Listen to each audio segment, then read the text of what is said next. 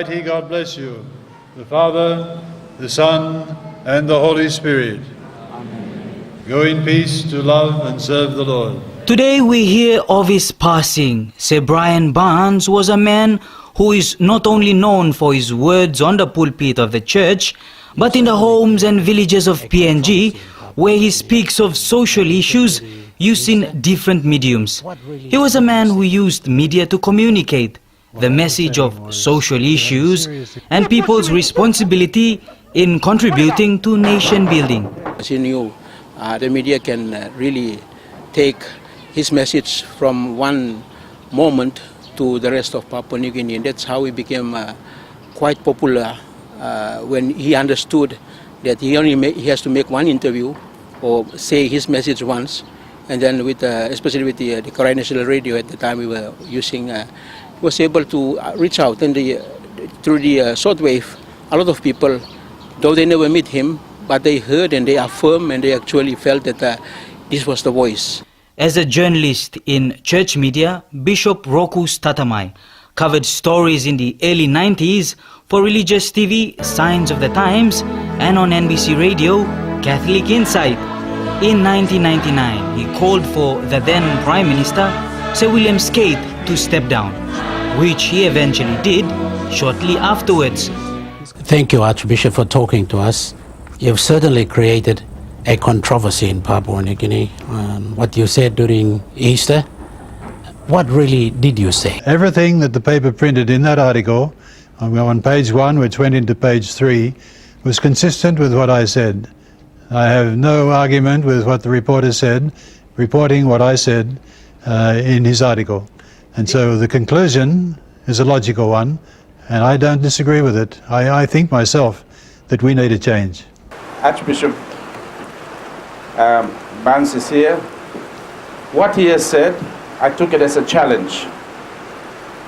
It is not a criticism where I have to fight back. But I think he is sounding a warning that the government must take stock of what it should be doing. And I have kept quiet and took it. Sir Brian Barnes became a priest in 1985 from the Order of Friars Minor. He was awarded a PNG citizenship in 1976 and was chaplain of the police before his appointment as Bishop of Aitape in 1978. He later assumed the role of Archbishop of Port Moresby in 1997, a role he held for 11 years. He also received several awards from the Queen, including the title of Chief. His predecessor is Cardinal Sir John Ribat. It's hard to replace him as a person, but we can try to do our best following his life. It's a legacy that is left for not only for church leaders, but it's for all, for government leaders, for even traditional leaders in our communities, and even in the churches. Bishop has been living with the people, and as a citizen of Papua New Guinea and head of the Archdiocese of Port Moresby and a very senior clergyman, he has watched, he has seen, and he's done a lot of work before he became a bishop. He's been working in the villages. He knows the village environment. He knows how people feel. He knows about Port Moresby in particular. The cost of living is high. And you see what is going on. You'll be surprised to know we have problems, and it's for us, the leaders, to sit back and say, where we've gone wrong. The missionary and Franciscan friar was a good talk-pissing speaker. Speaking about social issues is a legacy the Catholic Bishops' Conference of PNG and the Solomon Islands now carries on. I meet some people there, and they would say, oh, nobody can replace Archbishop Brian Barnes in speaking up for the faith, for the country, because not only he was a Papua New Guinea citizen, but also he was a very genuine Christian, caring for the people.